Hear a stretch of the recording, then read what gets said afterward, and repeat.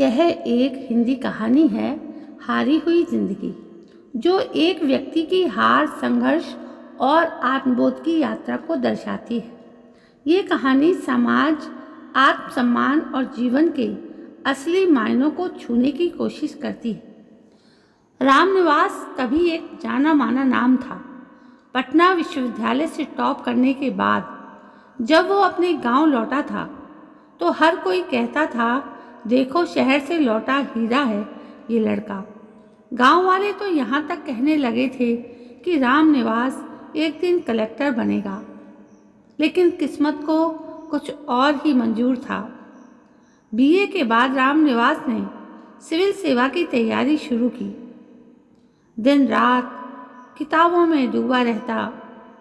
चाय की दुकान वाले पप्पू से लेकर उसकी माँ तक सबको विश्वास था कि वो एक दिन बड़ा अफसर बनेगा। लेकिन साल दर साल परीक्षा देते हुए एक एक करके 7 साल बीत गए। हर साल रिजल्ट में नॉट सेलेक्टेड का तमाचा उसे और भीतर तक तोड़ता गया। उसका आत्मविश्वास गिरने लगा। रिश्तेदारों की बातें चुभने लगी और दोस्तों की तरक्की उसे खुद की हार का आईना दिखाने लगी। आखिरकार 8वीं बार असफल होने के बाद रामनिवास ने किताबें बंद कर दी। अब उम्र 30 की हो चली थी और घर की जिम्मेदारियां सिर पर चढ़ने लगी थी।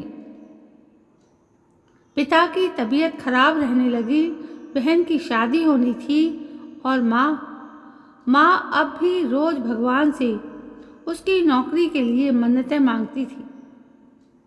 रामनिवास ने पटना में एक प्राइवेट स्कूल में नौकरी कर ली बतौर क्लर्क।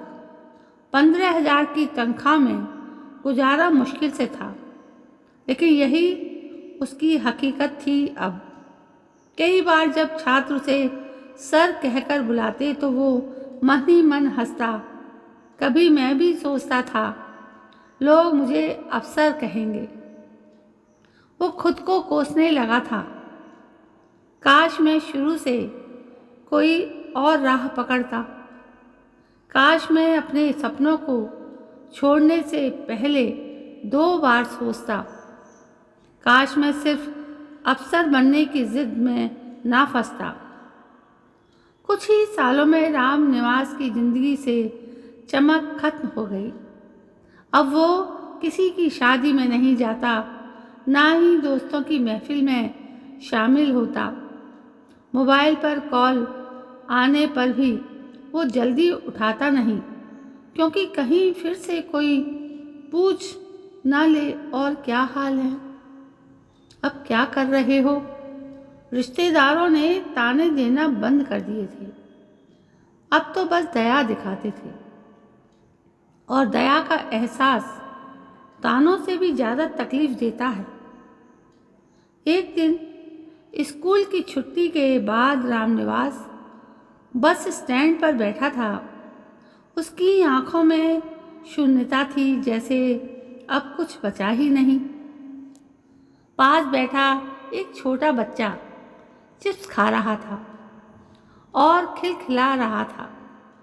रामनिवास ने खुद से पूछा, क्या ये बच्चा मुझसे ज़्यादा खुश है? क्या मेरी सारी पढ़ाई लिखाई का नतीजा यही है? एक थकी हुई, बुझी हुई, हारी हुई जिंदगी। एक रविवार की सुबह रामनिवास पटना के एक पार्क में टहलने गया। वहाँ एक बूढ़ा व्यक्ति बच्चों को योग सिखा रहा था। उत्सुकतावश वो पास गया। वो बुजुर्ग व्यक्ति कोई आम आदमी नहीं था। डॉक्टर नरेश त्रिपाठी, एक प्रसिद्ध मनोचिकित्सक, जिन्होंने रिटायर होने के बाद अपने जीवन को समाज सेवा में समर्पित कर दिया। रामनिवास ने उनके साथ बातचीत शुरू की और धीरे धीरे अपनी सारी कहानी बयां कर दी। डॉक्टर त्रिपाठी चुपचाप सुनते रहे और फिर बोले, बेटा, तुमने सिविल सेवा नहीं निकाली, ये हार नहीं है। हार तब होती है जब तुम मान लो कि अब तुम्हारा कोई उपयोग नहीं रहा।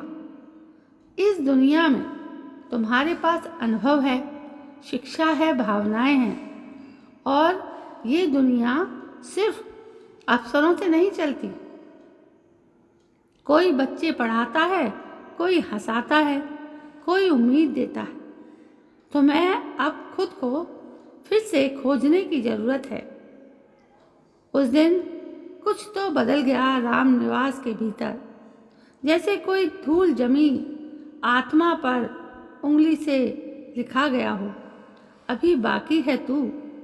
रामनिवास ने उसी शाम एक पुरानी डायरी निकाली जिसमें कभी वो कविताएं लिखा करता था। उसने पहली बार किसी कविता को फेसबुक पर पोस्ट किया।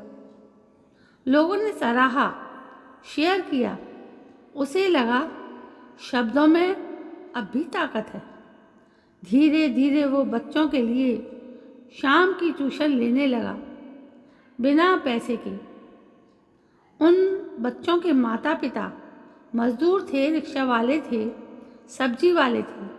उनके पास पैसे नहीं थे, लेकिन आशीर्वाद की कमी नहीं थी। कुछ ही महीनों में उसके पढ़ाए बच्चे स्कूल में अच्छा करने लगे। इलाके में उसका नाम होने लगा। स्थानीय अखबार में उसकी कहानी छपी, एक हारा नहीं जागा हुआ शिक्षक। अब रामनिवास उसी 15,000 की नौकरी में था, लेकिन उसकी ज़िंदगी में एक उद्देश्य था।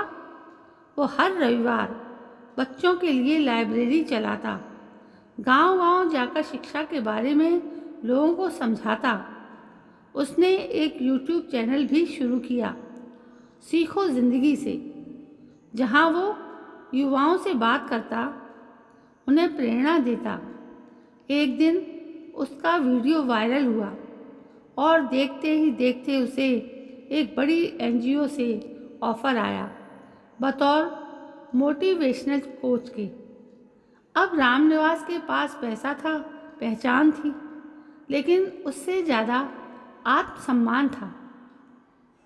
वो हर मंच पर कहता, मैंने सिविल सेवा नहीं पास की, लेकिन मैं इंसानियत की सेवा में पास हो गया। हारी हुई ज़िंदगी दरअसल वही होती है जिसमें इंसान हार को स्थायी मान ले, लेकिन अगर हिम्मत बची हो तो हर हार एक नई शुरुआत हो सकती है। रामनिवास की तरह हर उस व्यक्ति के लिए ये कहानी जिसने कभी सपनों की उड़ान भरी और बीच रास्ते में गिर पड़ा।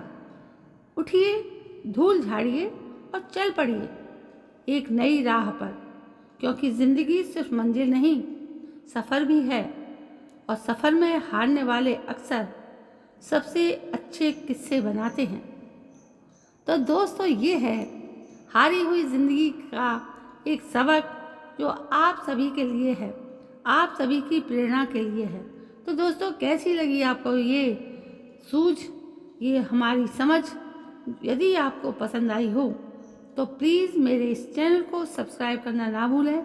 मैं इसी तरह के कई मोटिवेशनल कहानियाँ अपने इस चैनल पर लाती रहती हूँ, जो आपके जीवन में एक नया मोड़ ला सकती है। तो दोस्तों, कल मैं फिर हाजिर होती हूँ एक नई कहानी को लेकर। तब तक के लिए जय हिंद, वंदे मातरम।